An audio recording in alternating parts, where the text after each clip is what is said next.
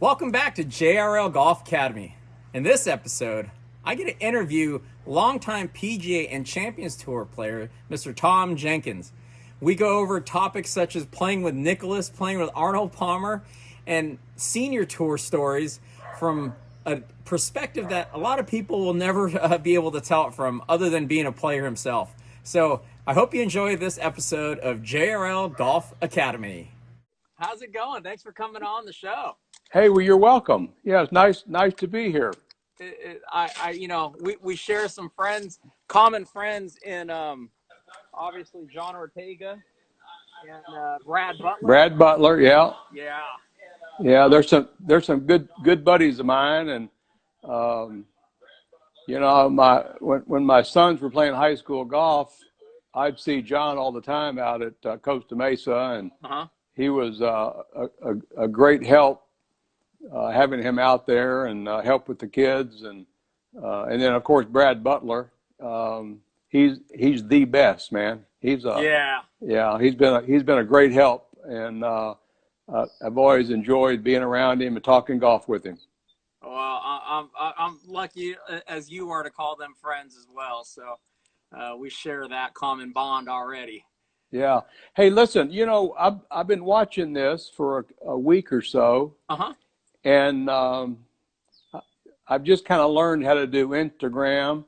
And all of a sudden, I'm watching all these golf videos and the new golf instructors.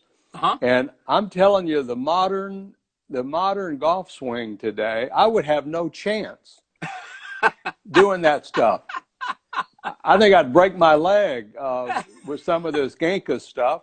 But it sure seems like it works for the younger generation. Back when I was growing up, I'm kind of old school, and I just sat there on the practice tee with my old laid off funky swing, and I'd hit balls for days until I got the ball going where I wanted it to go. And once I knew where it was going, all I did was repetitions, and it wasn't pretty, but it was effective. You knew what it was going to do, right? Right, yeah. Starts out 30 yards right and then ends up at the target. Oh, I love it. I tell you what, we're going to get started here. That's a little warm-up, folks. Okay. I've got a friend here, Mr. Tom Jenkins.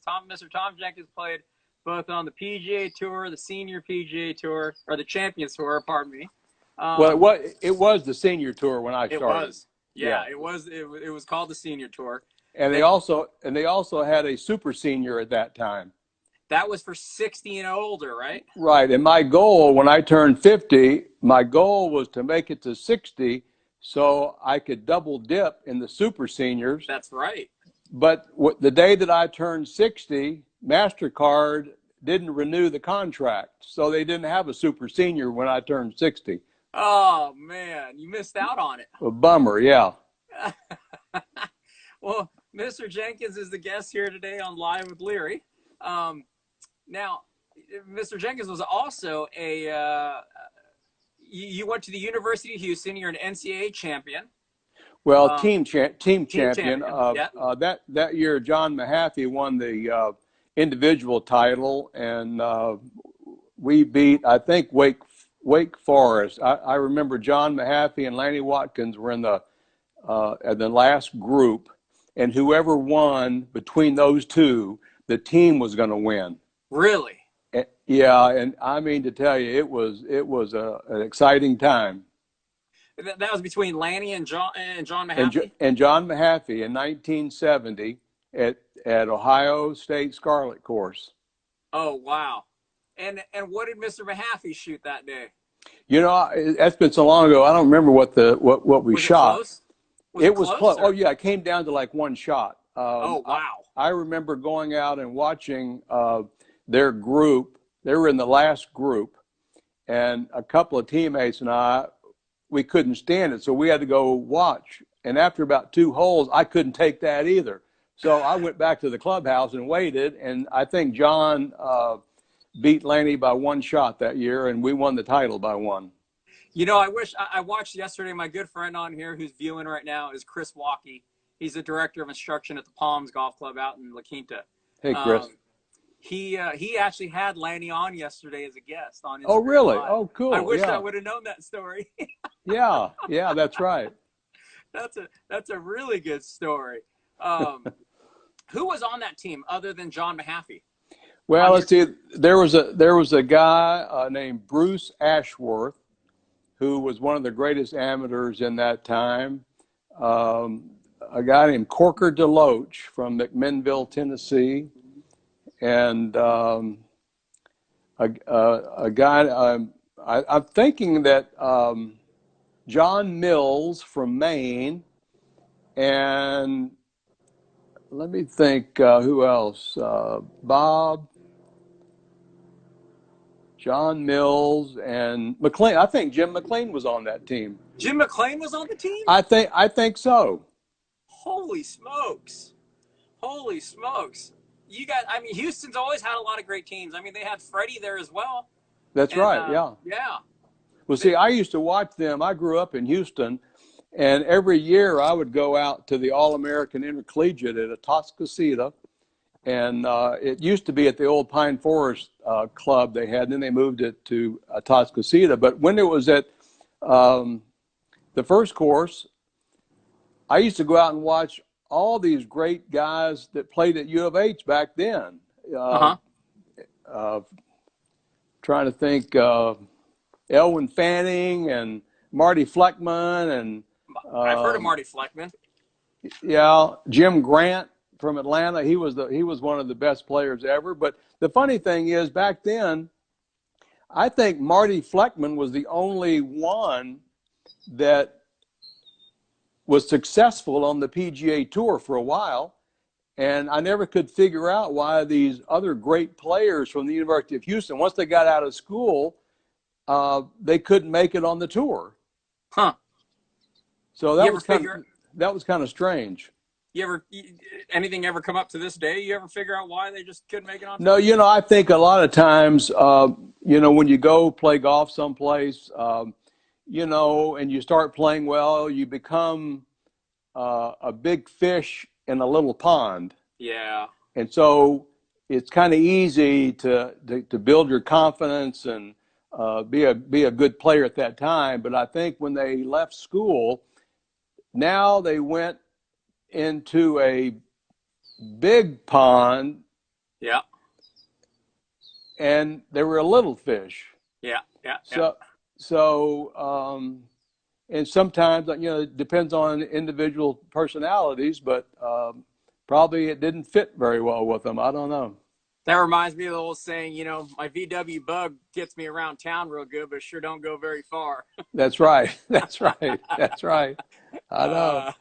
I tell you, my dad had a VW for I don't know how many years, and little stick shift on the floor.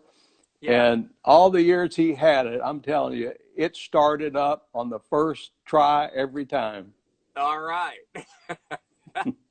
The Sean O'Keefe said here, Ashworth won 10 plus college events. Yeah, he was. He could have been the best player during that time in the country.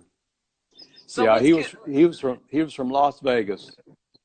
That's pretty awesome. That's your college years. So you win you're on the NCAA championship team. You're with all these guys that are just studs, and you turn pro after that, right? I did right out of college, and I tried the tour school in '71, in the fall of '71, and I'm trying to think. I think the first place I went that year, I qualified in Quincy, Illinois. Okay. And that was the regional qualifying. And I remember playing a wrong ball on the last hole, on the last day, I mean. Oh, no. And I missed making it to the tour school by one shot.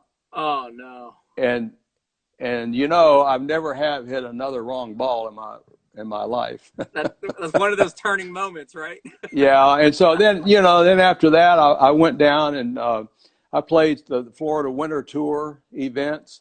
Okay. There was a lady down there named Millie Mix who ran all these tournaments, little 2-day tournaments in these little towns in Florida. And then in the summer of 72, I played in the first mini tour event run by J.C. Goosey. J.C. Goosey, and it was in Tampa, Florida. And I think you paid $4,000, and that got you in 20 tournaments. It got you a place to stay at South Florida University for 20 straight weeks. And every Monday, we played 18 at Buckhorn, at Quail Hollow. And then every Tuesday, the final round was at Buckhorn Springs. And then every Wednesday morning, we load up the car with 4 of our buddies, and we drive over to Fort Lauderdale. And this is in the summer now. And we must have played 36 holes a day on Wednesday, Thursday, Friday, Saturday. Had the greatest time. We stayed at a little hotel on the beach. And then we drive back to Tampa on Sunday, and then we play our tournament Monday and Tuesday. We did this for 20 weeks. That sounds all right. Well, it could have been the best time of my golfing life. It was amazing. And then I went to the tour school in the fall of 72, and I made it. It was at Silverado Country Club in Napa. Okay. And I remember Barry Jekyll and I were sitting at the bar. We had finished our last round, and it was going to be close. They were giving out, I think, 25 cards that year. And we were sitting at the bar. We got done, and there was one player who had a chance to knock us out.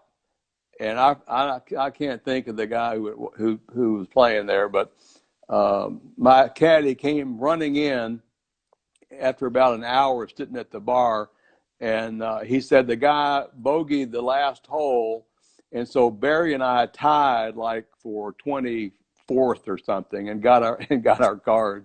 That's how it happened, huh? That's how it happened. Yeah. But see, at that time we had, that got you a player's card.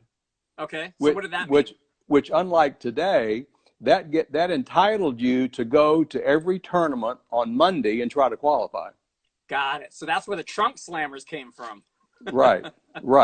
And if you made the cut, then you were in the next tournament. Got it. So as long as you kept making cuts, you were fine. You were good. So, hey, being in Houston there, real quick, if I go back to the college, did you ever see Mr. Hogan around or anything like that when you were? I did. He played in it was called the Houston International event at Champions way back when, and Ben Hogan played, I think, the last 2 years I was in college.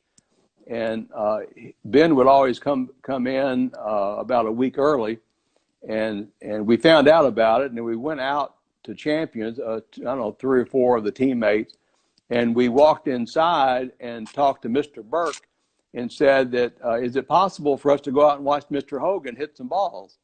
And Jackie Burke looked at us and said, I don't know, go ask him.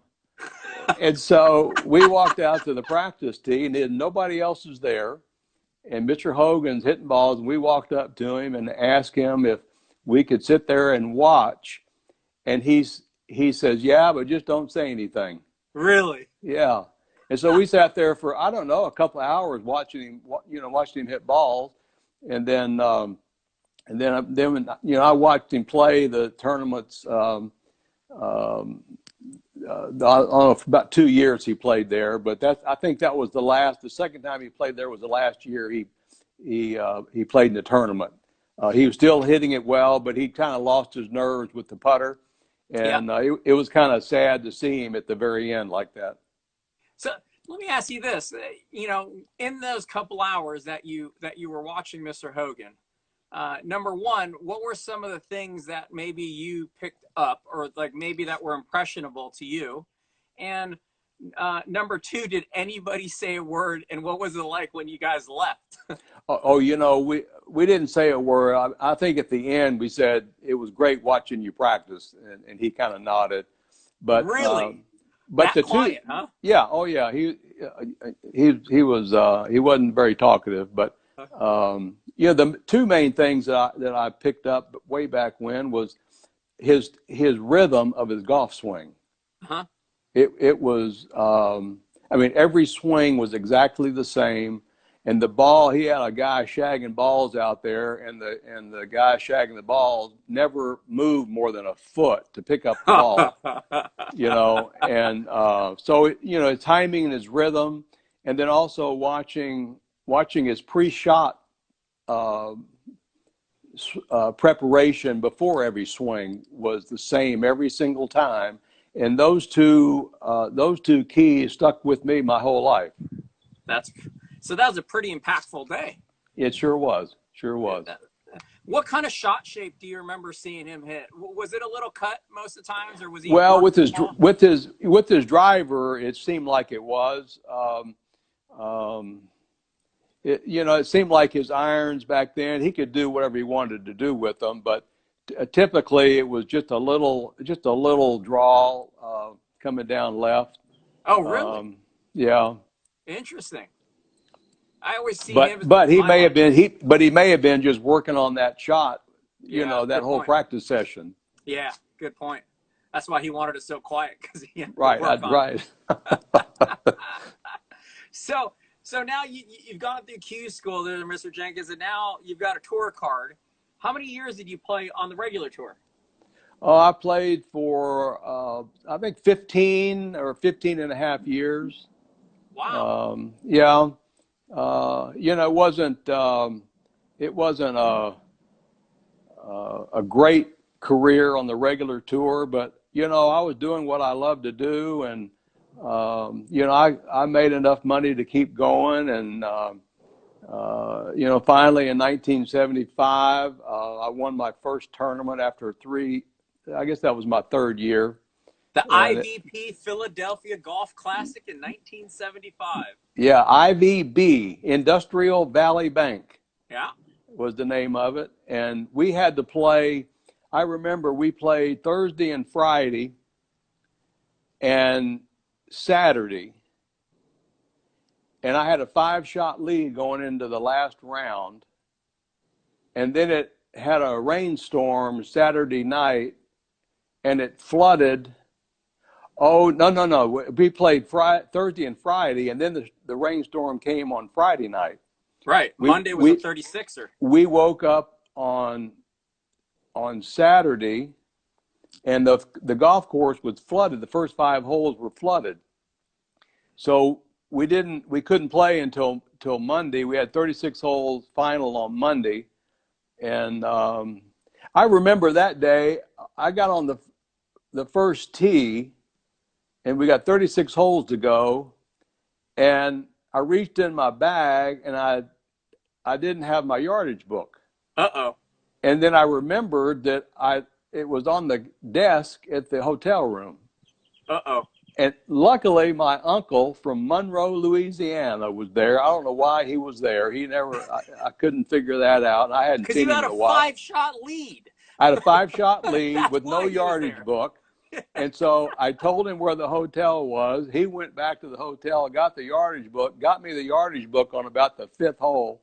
And it was a crazy day. But I ended up beating Johnny Miller by a shot.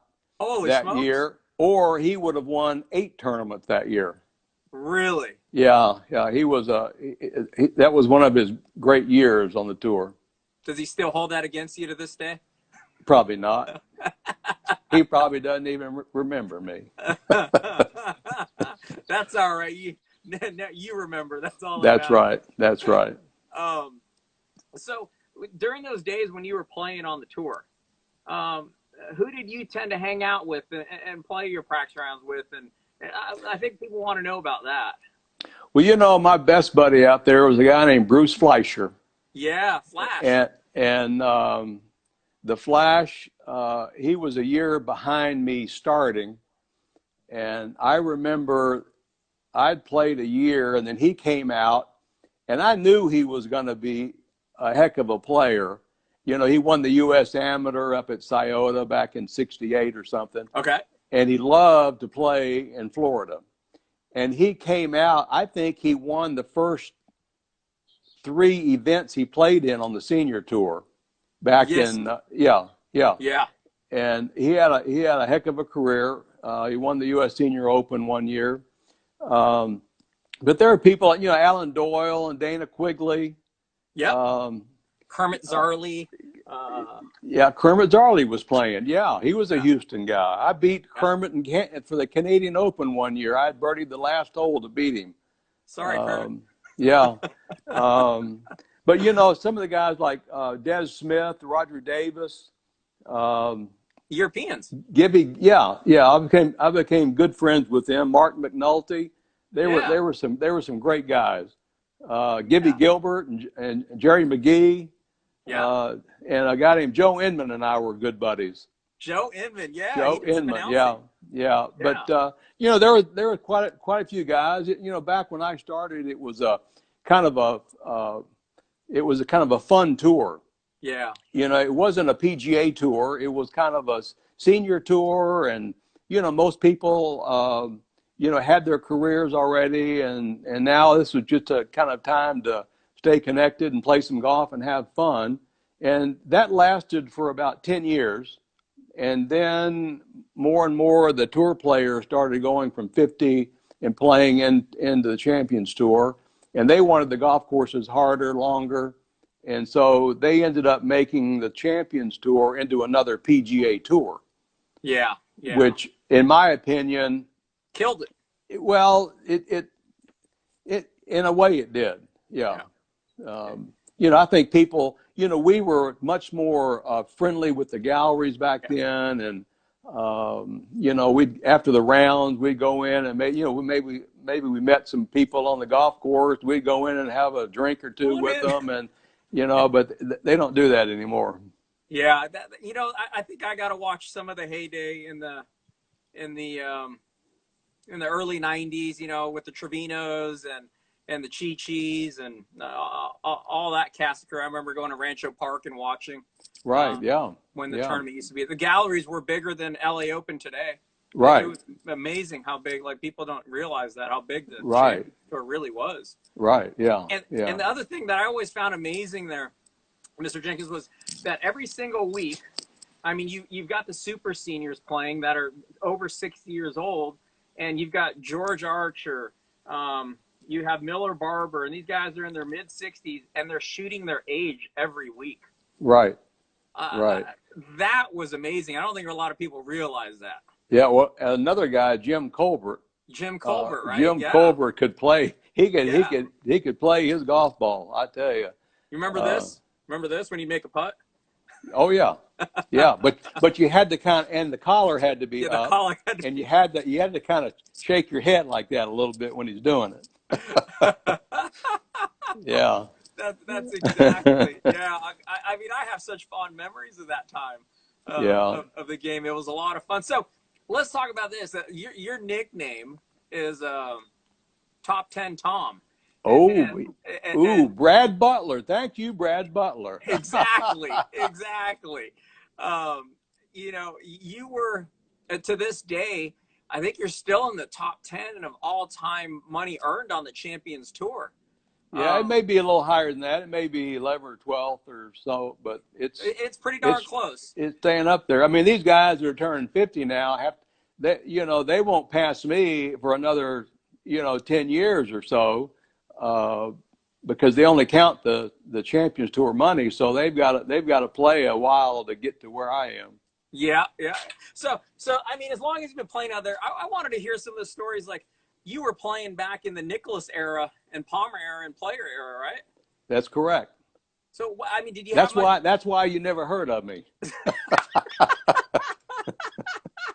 That's all right. We're bringing you out now. I mean,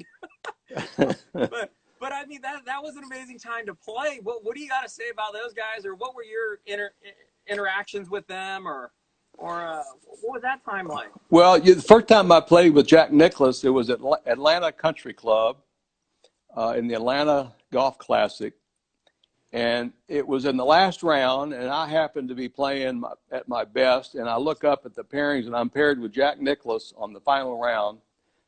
This is the first time I played with him, and you didn't really see Jack at the golf courses much. He was only there on the Pro-Am day, and then you never played with him Thursday and Friday. He was in a different category. But at this time, I'm nervous as can be, and I get on the first tee, and somehow I get it off the tee down there, and I get on the second hole. It's a par 5, and I remember being in the right rough. Not a bad lie. All I was trying to do is hit a 2-iron down there, about 80 yards short of the green. A 2-iron. A 2-iron, right? to get it down there, but all I can remember is I barely made contact with the very top of the ball, and it rolled out about 50 yards right in front of me. And I said, man, this is going to be a long day. But a better story, the year I won Philadelphia in 1975, after that week, I went into the winners category for the Thursday-Friday pairings. Oh, okay, so now you're big time. Now big time. Yeah, so big time now. My first tournament is at the Western Open at Butler National. Okay. And I go into the locker room on Tuesday, and I look up, and I'm paired with Arnold Palmer and Billy Casper. Holy smokes! That was my first pairing in that category. And Buffalo Bill. He was a heck of a guy. And on the first hole, I remember it was kind of a rainy day, and we all three hit drive down the fairway. We had to cross a little creek, and it's about a wedge or 9-iron shot across the creek. And the green was surrounded with people with umbrellas. Uh-huh. And so Billy hit up on the green, and then I get up there. I'm all pumped up. I hit this pitching wedge, and it's a bad sign when you look up and everybody behind the green is tilting their umbrella toward the green, and it hits one of the umbrellas, bounces back on the green about 10 feet. And I walked up with Arnold, and I said, man, this is great playing with you. So Arnie's army was actually reciprocal with right. players. That's right, yeah. And so from then on, I didn't object to playing with those guys. I mean, the only time the Army wasn't reciprocal was when he played against Jack, right? That's right. Yeah. Yeah. Yeah. What about Gary Player or Lee Trevino? I tell you, Gary and Jack. The good thing about the and I'm still going to call it the senior tour because that's kind of my era. I'd rather call it that because that's how I remember it. Yeah. I'm trying to think. I didn't know these guys on the regular tour. Okay. It was in their prime, and they were all business, and it was hard to get close to them. Yeah, kind of like Tiger, I would imagine. I would imagine so. Yeah. But when I turned 50, all of a sudden I met these guys. I met Jack, I met Arnold, I met Lee, I met Gary. They were the nicest people in the world. And Gary Player in particular, I've got some great photos when my two sons were young. I think my oldest son TJ, I think he was 2 weeks old, and I was playing in Princeton, in New Jersey, and this was Arnold. I think Arnold's 1,000th event or something he played in. He played a few. And so I asked Arnold, I was paired with him that first day, and I asked Arnold if he would take a picture with my son. Uh-huh. And my wife was there, and my mother was there, and he was very nice about it, and held TJ in his arms, and we got some great pictures. And Gary Player was very very nice about doing stuff like that. But that's the greatest thrill of the senior tour, is being able to meet these greats of golf and know that they're real people. Yeah, that's pretty cool. That is pretty cool. Maybe it's just a little different because by the time they got to the senior tour, everybody already had their right. They had their money, and it was right. And I'm glad they slacked off a little bit, because people like myself and Bruce Fleischer, Alan Doyle, Dana Quigley, we played the tour. We didn't have all that much success, but we made a little money, got by. Yeah. And then when we turned 50, it was just an opportunity opportunity doesn't knock very often, Mm-hmm. and I thought, at 50, you got to take advantage of it now, Yeah. and I was thinking back then that there's 71 players that play in the tournament. And at that time, there were about at least 20 or 25 that were 60 and older. Uh-huh. Not to say they couldn't play, but Right. but I know what mentally, you mean. I'm thinking, if there's 25 guys over 60, if I can play at all out here, I should be able to make a living. And you did. And I did. I took advantage of it. I kind of had a sense of urgency. When I turned 50, I said, this is a opportunity doesn't come along like this very often, and you've got to Yeah. take advantage of it. So there was a sense of urgency that kind of came over me, and I learned how to play one shot at a time, and I learned how to not project in the round. And I had, I don't know, 10 or 12 great years that the putter worked, and then the rest is history. But I got a funny story about the putter. Okay. On the regular tour, I wasn't that great of a putter. I hit the ball pretty well, but I didn't putt very well. When I turned 50, right before I started to play, I was diagnosed with a little soft tissue sarcoma in my forehead. Okay. And right after qualifying school, I went in and they went and did some surgery on my forehead, found out that it was sarcoma, and they recommended 30 treatments of radiation. Oh. And so, I went through all that. I went back to playing, and my head was all wrapped up and stuff. But I certainly was very, very lucky with that. And, at that point, it made me realize, man, if you're going to play, let's do it now. So did you play right up to the Champions Tour? I'm talking about like you played on the PGA Tour. Did that lead you right into the Senior Tour? No, Right back then, players didn't do that. It seemed like, your career was kind of done in the early 40s or so.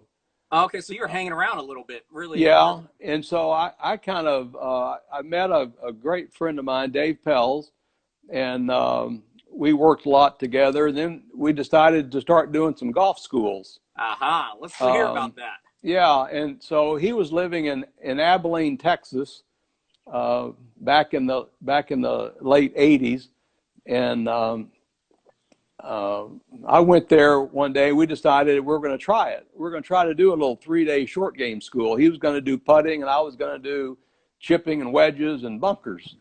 Oh. And his expertise was in the distance, the three wedge system, and also in putting. And so, we kind of developed an itinerary, and then we decided to. Somehow we got these 4 people from New York to fly into Abilene, Texas.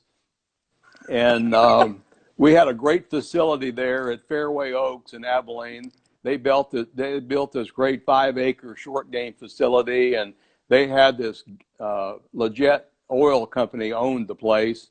And they had this big party house right in the middle of the golf course where we put the players. Uh-huh. And then we had 3 days of short game, and after that it just kind of word of mouth, and we started having more students, more schools. Did that for quite a few years, and then the last 7 years I kind of went on my own and did some short game schools, and I traveled to some different clubs around the country and had a great time doing that. So you were one of the original. You were the original Dave Pelz instructor, huh? Well, that's right. Yeah, we had. I worked with Dave back in the '80s. He used to come out and caddy for me now and then. And what? Yeah. Are you serious? Well, he was trying to get develop all for the stats for all of his things that he was working on. He wanted to know how people played, how many greens people missed, how many putts you had, and where'd you miss them. And so he would come out and caddy. I think he used to caddy for me and Jim Simons and Alan Miller and Eddie Pierce way back when. And man, he'd take notes, and we kind of helped him develop that little 3-wedge system. But it was a great time. My question is, was he any good as a caddy? Yeah, he was. The only time that I got kind of upset with him was one day, I think it was at White Marsh Valley in Philadelphia, the IVB, and he was caddying for me there one year. Okay. And he was trying to get me to be more specific with my aim on the greens. Okay. And on every green, he'd say, "Where are you going to play this?" And I'd look at the putt, and I'd say, "Well, about right out there." And he goes, "No, not just right out there." He said, "Where are you going to aim this?" And I said, "Well, it's just going to be out there. It's going to break in. It's going to break left in the hole." Well, no, he wouldn't let me putt until I said exactly where I was going to play the putt. Now, he did that for 18 holes and drove me crazy. But I've got some great pictures of him. He caddied for me at Disney World one year. I think it was, I don't think it was the team championship at that time. Disney World had its own stroke play tournament back then. And Dave caddied for me, and they made the caddies dress up kind of like Disney World characters. No. I swear. What character was he? Well, they weren't characters at the park, but he had to wear these knickers and long socks, Argyle socks, and I mean, I still have the picture. You got the picture? I do, yeah. That picture, man. Yeah. That's great. That is an awesome. He probably doesn't want people to see that picture. He probably doesn't. No. Oh my goodness. Hey, speaking of putters, I know you're a great putter. There's a friend of mine in here. Did you get those pictures that I sent you last night by any chance? I did. Yeah. Does that putter kind of ring a bell there? Well, I didn't recognize the name on the bottom. What was the name of it? Monavian. No. Michael Monavian. Maybe he'll chime in here. I know he's in here, but he actually designed that putter, and I think he finished second with it or something like that he let me know. Yeah. It was pretty cool. At first, I thought it was a putter. I used to putt with a putter. It was called the T-bill. And there's a guy named Dave Curry. Okay. Dave Curry at that time was, and I think he still makes putters, but he designed these putters, and he named them after all these little small towns in Georgia and North Florida. And this was the Thomasville, and I played with his putter for quite a few years, and I actually won a few times with his putters. That's cool. Yeah. I like that, naming them after the little cities. Yeah, Dave Curry. I like that. Yeah, go take a look at that later. It's Monavian. Okay. Monavian. Yeah, okay. It's a cool looking putter. He said. Is he currently designing those? No, he's currently being a really, really good golf instructor. Oh, good. Okay. Yeah, he's doing really well. Let's take some questions here real quick. How about that? Sure. All right. Let's see this one. Jared Johnson. Hey, Mr. Jenkins, do you remember me from the Pro-Am in Tucson? He's just saying a little hi to you. Hey, yeah, Tucson. Jared Johnson. Think. That was Tucson National. I'm taking. That's where we played. Yeah. That's been quite a while ago. I think that's where we had the NCAA championship at Tucson National in 1971. We won in 70, and then at 71 at Tucson National, we had like a 3-shot lead going into the last day, and Texas had a freshman on their team named Ben Crenshaw. Oh, that guy. And Ben Crenshaw shot 65 and beat us by 1 or 2 shots. Oh, man. Yeah. I hate that 18th hole there, too. Yeah, it's a tough one. That's a tough one there. Golf Savant said, Dave Pelz short game schools you did were great. Oh, thanks. Johnny Ortega, and I'm trying to, I want to hear this story. Have him tell the swing change story going into the senior tour.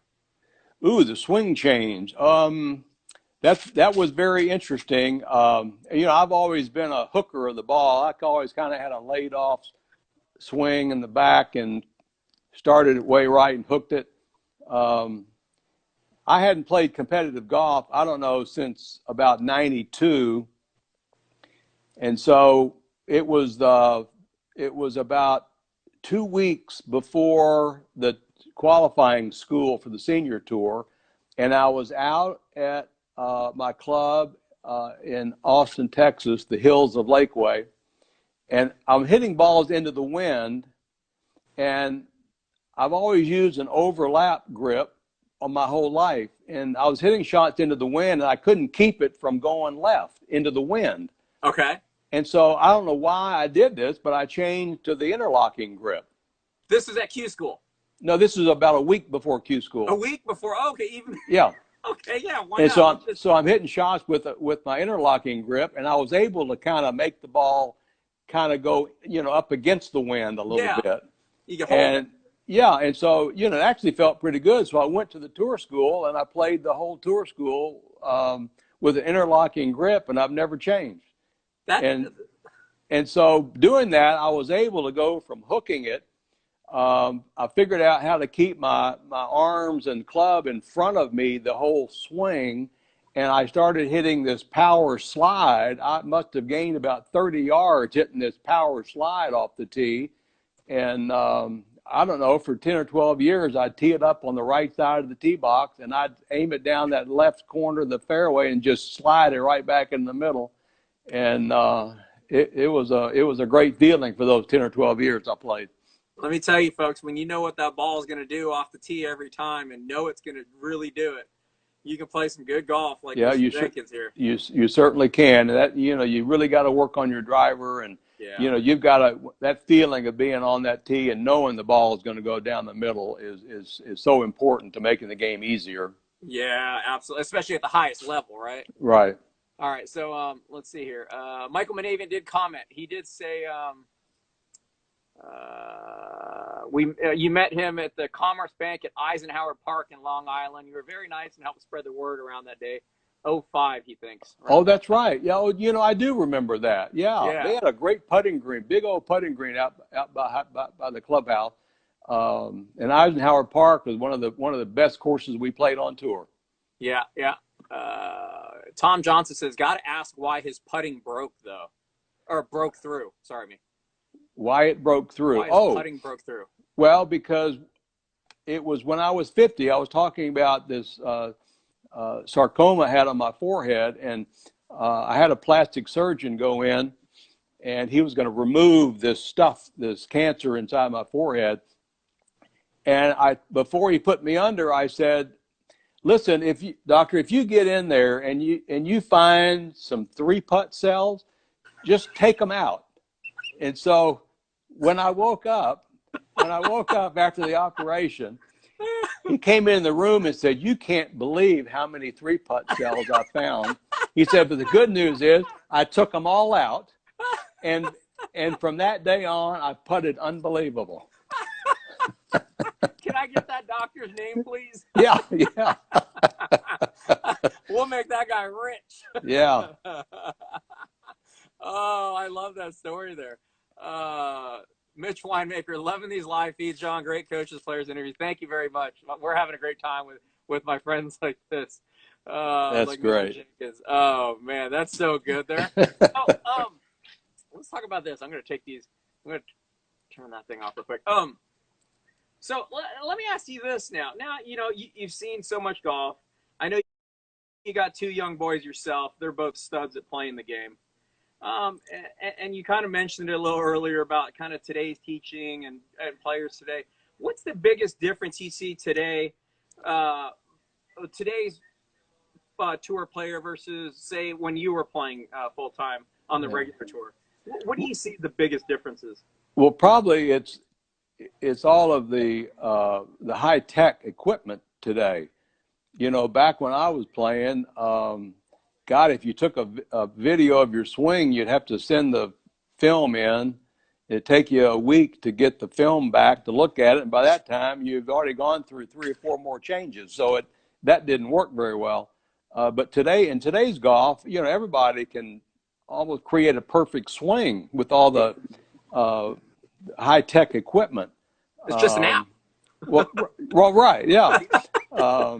But in today's, it's so much more technical today. I wasn't a very technical guy, and even today, when I talk to my son, you can do all that stuff, get your swing perfect and hit it a mile and all that kind of stuff. But at the end of the day, can you chip and putt it?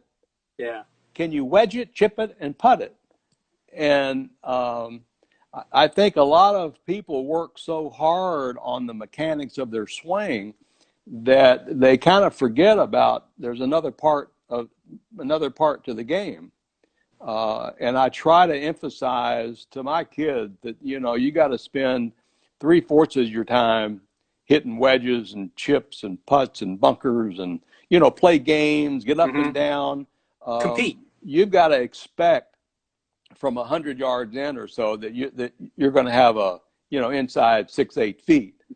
And that's what I did, for all the years I played. That's what I worked on most of the time when I turned 50. I didn't hit that many golf balls. I knew kind of how to make the ball go where I wanted to, but it was all about getting it up and down, getting it up and down. Let me ask you this. What got better in your game from PGA Tour to Senior Tour? Oh, probably my putting. Your putting? Yeah. I was pretty automatic off the tee, especially going to that little slider. I had all the confidence in the world that I'm playing from the fairway every hole. But back then the golf courses weren't quite as hard. They had them set up a little bit easier because it was a Senior Tour. They're going to have fun. Yeah. People wanted to see birdies, and so they set it up like that. Yeah. But nowadays, the courses are set up just like a regular tour event. Yeah. Plus the fact the guy has still hit it so far. I just watched Ernie Els play at the Hogue Classic out here in Newport Beach a few weeks ago, and it's amazing how far they hit it now. I mean, he's making that place look real short, isn't he? Yeah, he is. So how much he's still getting out and playing today? Well, I'm not playing any today right now. I'm chipping in my house, and I've got my solo cup at the end of the hallway there, and I'm hitting ping pong balls in it. I've got a balance board that I spend a lot of time working on my balance, so at this age I don't fall down very often. I've got my little putting thing set up here, so I'm doing all that while I'm kind of staying at home. We did, before they closed the club, we went and played one round at Newport Beach Country Club, and we had to walk. You couldn't touch the pins. They had the cups raised, and I thought that was cool, playing with the cup raised like that. It kind of makes you understand that if you you can hit that, from 6 or 10 feet with that cup up, why don't you feel like that when the cup's down? You know what? It's funny you talk about that. I watched a live with Andrew Rice and Brad Faxon. He was talking exactly about what you just said there. Yeah. He said everybody's putting better now with these cups raised up. He goes, I know. What's the difference, folks? I know. Good point. It's the same cup.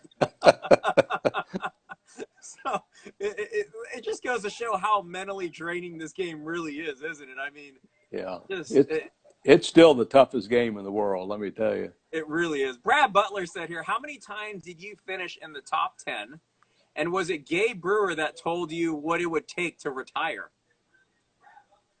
What it would take to retire. Let's see. I've lost track. I sent Brad, they did a decade in review from, like 2000 to 2010 or something, and it had all the stats on it. I don't remember how many top 10s, but there were quite a few. I know the officials on the tour kind of gave me the nickname Top 10 Tommy. Top 10 Tommy. And I think that right here. I think that's when it first came out, and then Brad took it over to kind Yeah. of keep the legend going. Well, I cheated and took a little look at your playing record there, and there was a stat, something like you were averaging about it was either $33,000 or $36,000 a start on the senior tour. I think that's right. Yeah. It was like I don't know. It's all about expectations. You stand on that first tee and you expect to shoot 68 or 67. Mm. And it becomes a habit. Yeah. And that's kind of how I felt for quite a long time. That's a pretty good feeling, isn't it? Yeah. What was the last event you played in? Well, it was the Legends, 2019, I think. Bruce Fleischer and I played, and that was my final event. Competitive there. Yeah, I played in the Toshiba Classic until I think I played in one Hogue Classic a few years ago. I always said that if I never play in a tournament in a year, I could officially say I'm retired. But I played a tournament up until last year, but I'm not playing any this year because they canceled the Legends before the coronavirus stuff came out. They'd already canceled it, so I guess I can officially say I'm retired. Well, you're not retired from our memories, I'll tell you that much. All right, John Ray, you're great. No, you know what? I really appreciate you coming on and doing this. I love talking golf history. People, especially like yourself, it's sort of like the inside baseball talk, right? Like, hey, I want to know about what it really was like inside. That's right. Yeah. Well, it was a great run, and I'm just very fortunate that I could do something that I love to do my whole life, and still enjoying it now. And now you got to do the best part is watch your boys grow up and try to catch up to Pops, right? Yeah. Well, Tom is my oldest son. Tom is a freshman at Sonoma State, and he's working hard. I've never seen anybody work as hard as he has. And my youngest son, Weston, he's a good player, but he doesn't have the passion for it right now. Yeah. But he can go out and play some pretty good golf himself. I'm not pushing him to go either way, but my only goal with my two sons, all I wanted to do was to teach them to play golf. Yeah. It didn't matter what they did with it, but I wanted to teach them to play and know how to play golf so they could travel anywhere they wanted to go and play some golf. It's a great sport.